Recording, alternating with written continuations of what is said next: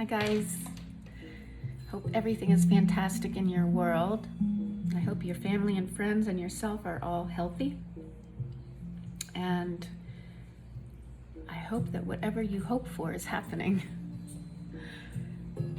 Today I hopped on because I've been discussing this whole subject of allowing other people to live their lives versus us feeling this crazy need to be involved and to tell others how it's done, right? And I think that when we're in a position of authority, whether that's as a parent or an employer, sometimes there might be a place for that, but certainly as friends, it tends to cause a little bit of distance. And this human need to be right or to be the one that gets the last word in is something that is in all of us, I believe. Unless you've mastered the art of not having an ego and not having insecurities, chances are sometimes it comes up. I actually have a few friends that have mastered the art of this inner calm where the opinions of others just do not elevate or decrease their ability to not respond. And that's a beautiful place to be. And so how do we get there? How do we get to that place where when someone says something, we don't have to come on in there like a ton of bricks and say how wrong they are and then cause friction? Because it causes friction not only in ourselves and the person that we're involved in, but it's adding to this chaos in the world at large. And I think it's important that we realize that we think that because we're just us, we're not adding to whatever's going on around us at this crazy time in our lives. And by crazy, I guess I should say at this important juncture of, are we going to elevate or are we going to slide down into an abyss? And we are all wonderful humans at deducing how effed up things are and how crazy they are and how divisive they are, and then we add to the divisiveness by telling our opinions about it. And as long as there's an opinion, there's going to be divisiveness, because opinions are often not truth. They're our truth, but they're an opinion. If they were wisdom, then it wouldn't be an opinion, it would be truth. If I have an opinion that I'm in my house, I can back that up by the fact that this is truthfully a house and I am in it. But if I have an opinion that it's falling down and needs to be repaired, someone can come in and give their opinion on whether that's true or not. So the number one thing is obviously checking our ego and checking this need to be right. And what it comes down to, guys, is largely the unconscious mind. The subconscious mind and the unconscious mind, they're tongue twisters. So the subconscious mind has all of these stored memories. Everything that we learn from the time that we're born is not forgotten. And that's why oftentimes later in life we recall things. And we're very surprised by the ability to do that. The unconscious mind is running always in the background, whether we realize that or not. And we base a lot of our decisions on this unconscious mind, which is telling us what to do.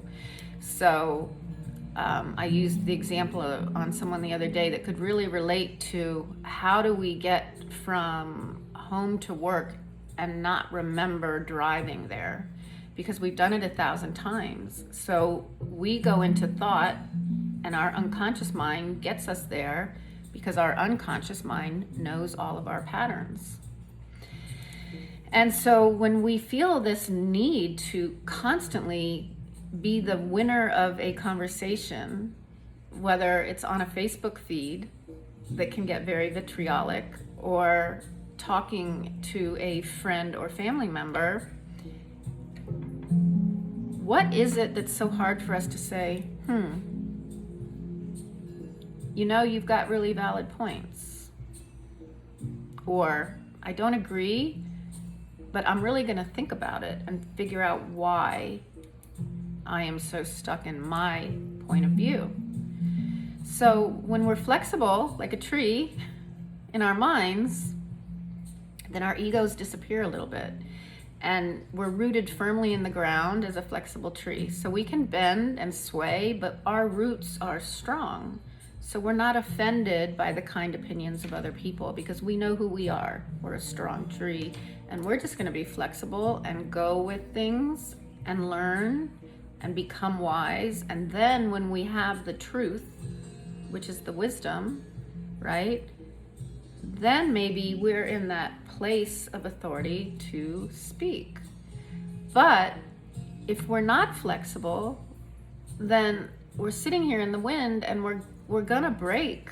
Our opinions are gonna break us. They're going to break our friendships. They're going to break our own stability and our own peace of mind. And as I was talking to someone the other day that said, why do I have to get this last word in? I went nuts when this person said something I didn't like. And even though I knew my point was stupid, I had to get it out to make myself feel better. And so that's what I was bringing up today is, if we say to ourselves, is this kind? Is this true? Is this necessary? What is in me right now that is so damn sure I have to get this last word in? And I guarantee you, money back guarantee, that it's something that happened, and I'm pointing to here because it's the heart center, the inner child. Growing up was not heard enough, wasn't listened to, was told they were stupid. Whatever experience we had growing up, never got the approval. We were totally ignored. Whatever experience we had growing up, now as adults, we're able to kind of vomit that out to everyone else and make them pay for the inadequacy of our childhood memories. And it's really not that simple, but it really is, because it's very complex to admit to it and to go down into these memories, but it's possible, and it's really, really freeing. Humility can be our best friend, to just say, I don't know what I don't know, and I'm going to listen. And then once we try it, this inner peace comes out. It's like, wow, just to be a piece of life is kind of cool. It's really kind of cool. So try it for a day. Just be aware of your own talk, and be aware of how often your ego comes up and gets in that last word without judgment. Just do the experiment. I'd love to hear back from you. But it's really prevalent today, especially in all this chaos that's going on, the chaos of you, me, of evil and good, of coronavirus, mask or no mask. It's become so separate. And by our nature, we want to connect. The soul part of us that never dies wants to connect, and it's getting really confused and sad over this disconnection. So if you feel kind of that way, you're not alone for sure. Peace out. Love you guys. Next time. Talk to you next time.